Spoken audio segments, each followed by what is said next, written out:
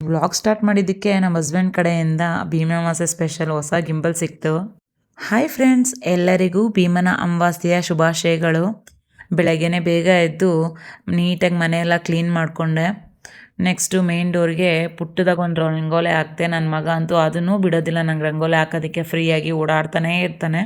ರಂಗೋಲಿ ಹಾಕಿದ್ರೂ ಅದನ್ನು 5 ಮಿನಿಟ್ಸು ಬಿಡೋದಿಲ್ಲ, ಓಡಾಡಿ ಓಡಾಡಿ ಎಲ್ಲ ಗಲೀಜು ಮಾಡಿಬಿಡ್ತಾನೆ. ಪರವಾಗಿಲ್ಲ ಹಬ್ಬ ಅಲ್ವಾ ಅಂದ್ಬಿಟ್ಟು ನಾನು ಹಾಕಿದೆ.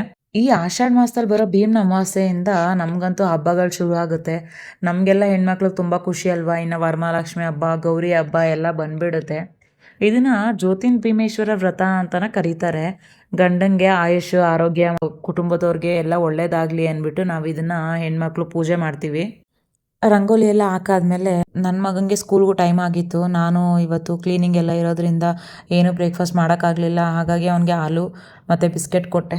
ಹೊರಗಡೆನೇ ಲಂಚ್ ಹಾಕ್ಸ್ಬಿಡೋಣ ಅಂತ ಹೇಳಿಬಿಟ್ಟು ನಾನೇನು ಮಾಡಲಿಲ್ಲ. ನಾನು ಬೇಗ ಬೇಗ ಸ್ನಾನ ಮಾಡ್ಕೊಂಬಂದ್ಬಿಟ್ಟೆ. ನಮ್ಮ ಹಸ್ಬೆಂಡು ಕೂಡ ಆಫೀಸ್ಗೆ ಹೊರಟ್ಬಿಡ್ತಾರೆ, ಪೂಜೆ ಮಾಡೋಕ್ಕೆ ಲೇಟ್ ಆಗಿಬಿಡುತ್ತೆ ಅಂದ್ಬಿಟ್ಟು ಸೀರೆ ಯಾವ್ದು ಉಟ್ಕೊಳ್ಳೋದು ಅಂತ ಸೆಲೆಕ್ಟ್ ಮಾಡಿದ್ಮೇಲೆ ಇದು ಫೈನಲ್ ಮಾಡಿ, ಈ ಸೀರೆ ಇಷ್ಟ ಆಯಿತು ಇದನ್ನೇ ಉಟ್ಕೊಳ್ಳೋಣ ಅಂತ ಹೇಳಿ ನೆಕ್ಸ್ಟು ಪೂಜೆಗೆ ದಾರ ಎಲ್ಲ ಕಟ್ಕೋಬೇಕಲ್ಲ ಕೈಗೆ, ಎಲ್ಲ ಕಟ್ಕೊಳ್ಳೋಕ್ಕೆ ರೆಡಿ ಮಾಡಿಕೊಂಡೆ. ನಾನು 9 ಎಳೆ ದಾರಾಗೆ 9 ಗಂಟೆ ಹಾಕ್ತೀನಿ. ನಾನು ಎಲ್ಲ ಹಬ್ಬಕ್ಕೂ, ವರಮಹಾಲಕ್ಷ್ಮಿ ಹಬ್ಬಕ್ಕೆ, ಗೌರಿ ಹಬ್ಬಕ್ಕೆಲ್ಲ ಹೀಗೆ ಹಾಕೋದು. ಬಟ್ ಇದು ಎಷ್ಟು ಸರಿ ಎಷ್ಟು ತಪ್ಪು ಅಂತ ನನಗೆ ಗೊತ್ತಿಲ್ಲ. ಬಟ್ ನನಗೆ ನಮ್ಮಮ್ಮ ಅವರೆಲ್ಲ ಮಾಡ್ಕೊಂಬಂದಿರೋದ್ರಿಂದ ನಾನು ಹಾಗೆ ಮಾಡ್ಕೊಂಡು ಹೋಗ್ತೀನಿ. ಪೂಜೆಗೆಲ್ಲ ರೆಡಿ ಮಾಡಿಕೊಂಡೆ. ನೆಕ್ಸ್ಟು ಇನ್ನು ಸೀರೆ ಎಲ್ಲ ಉಟ್ಕೊಂಡು ನಾನು ರೆಡಿ ಆದಮೇಲೆ ಮೊದಲು ದೇವ್ರ ಪೂಜೆ ಮಾಡ್ಕೊಂಡ್ಬಿಟ್ಟೆ. ಆಮೇಲೆ ನಾನು ಚಿಕ್ಕ ಮಗುಂಗೂ ಕೂಡ ಸ್ನಾನ ಮಾಡಿಸಿ ಅವನ್ನ ರೆಡಿ ಮಾಡೋ ಅಷ್ಟರಲ್ಲಿ ನನ್ನ ಹಸ್ಬೆಂಡ್ ಕೂಡ ರೆಡಿ ಆಗಿಬಿಟ್ಟು ಬಂದರು. ಆಲ್ರೆಡಿ 10:30 ಆಗೋಗಿತ್ತು ಟೈಮು.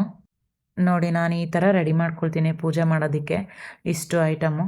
ನಾವಿರೋ ಮನೇಲಿ ದೇವ್ರ ಮನೆ ಅಂತೂ ತುಂಬ ಚಿಕ್ಕದು. ಒಬ್ಬರು ನಿಂತ್ಕೊಂಡು ಪೂಜೆ ಮಾಡೋದಕ್ಕೂ ತುಂಬ ಕಷ್ಟ. ಮನೇಲಿ ಪುಟ್ಟ ಮಕ್ಕಳಿದ್ದು ಯಾರೂ ಇಲ್ಲ, ಒಬ್ಬರೇ ಎಲ್ಲ ಮಾಡಬೇಕು. ಕೆಲಸದ ಜೊತೆ ಮಕ್ಕಳನ್ನು ನೋಡ್ಕೋಬೇಕು, ಮತ್ತು ಈ ಥರ ಎಲ್ಲ ಪೂಜೆ ಮಾಡಬೇಕು, ಹಬ್ಬ ಮಾಡಬೇಕು ಅಂತ ಅಂದಾಗ ತುಂಬಾ ಕಷ್ಟ ಆಗುತ್ತೆ. ನನಗೂ ಕೂಡ ತುಂಬಾ ಕಷ್ಟ ಆಗುತ್ತೆ. ಏನು ಮಾಡೋಕ್ಕಾಗಲ್ಲ ಅಂತ ಅಂದ್ಬಿಟ್ಟು ಮಾಡ್ತೀನಿ.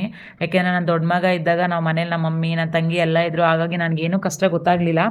ಇವಾಗ ನಾನು ಒಬ್ಬಳೇ ಇರೋದ್ರಿಂದ ಎಲ್ಲ ನಾನೇ ಮಾಡಬೇಕು ಅಂದಾಗ ತುಂಬ ಕಷ್ಟ ಆಗುತ್ತೆ.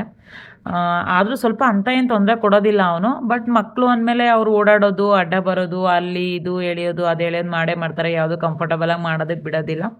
ಸೊ ನಮ್ಮ ಹಸ್ಬೆಂಡ್ ಕೂಡ ರೆಡಿಯಾಗಿ ಬಂದಮೇಲೆ ಪೂಜೆ ಎಲ್ಲ ಮುಗಿಸ್ಕೊಂಡು ಅವರೂ ಆಫೀಸ್ಗೆ ಹೊರಟರು. ನಾನು ಬ್ರೇಕ್ಫಾಸ್ಟ್ ಕೂಡ ಏನೂ ಮಾಡಲಿಲ್ಲ.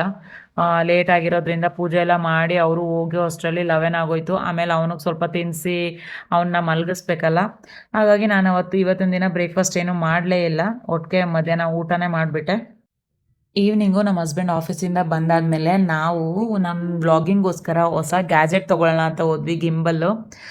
ವೀಡಿಯೋ ಮಾಡೋದಕ್ಕೆ ಈಸಿ ಆಗುತ್ತೆ, ಯಾಕೆಂದರೆ ಒಬ್ಬಳೇ ಮಾಡಬೇಕಲ್ಲ ವೀಡಿಯೋ. ಹಾಗಾಗಿ ಸೆಲ್ಫಿ ಸ್ಟಿಕ್ ಆಗಲಿ, ಟ್ರೈಪೋಡ್ಸ್ ಆಗಲಿ ಸ್ವಲ್ಪ ಕಷ್ಟ ಆಗ್ತಾಯಿತ್ತು. ಅದಕ್ಕೆ ನಮ್ಮ ಹಸ್ಬೆಂಡ್ಗೆ ಹೇಳಿದೆ ತೊಗೊಳ್ಳೋಣ ಇದನ್ನು ಅಂತ ಹೇಳಿಬಿಟ್ಟು.